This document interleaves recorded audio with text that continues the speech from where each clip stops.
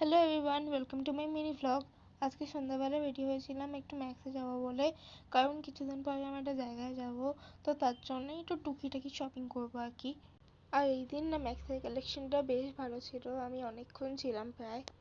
আর মেয়ের সামনে তো ফটো ভিডিও করা একদম একটা ম্যান্ডেটরি জিনিস, তো সেটাই করছিলাম।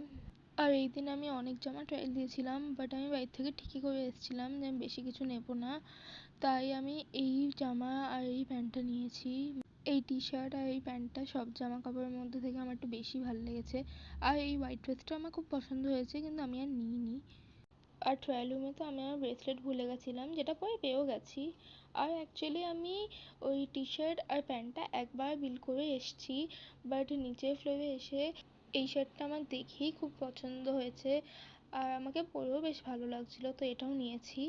আর আমার এই টেডি বিয়ার কিচেনগুলোও খুব পছন্দ হয়েছিল, বাট আমি আর নিইনি, কারণ এটা প্রায় 300 টাকা। মানে এইটু একটু জিনিস, তাও প্রায় 300 টাকা দাম। আর এই একদম ছোটো ছোটো কিচেনগুলোও নাকি 200 টাকা। আর ওখানে অনেক কিউট কিউট জিনিস ছিল, কিন্তু কিছুই নিইনি আমি, কারণ সবই আমার একটু ওভার প্রাইসড লেগেছে। ভিডিওটা এই পর্যন্ত, বাই।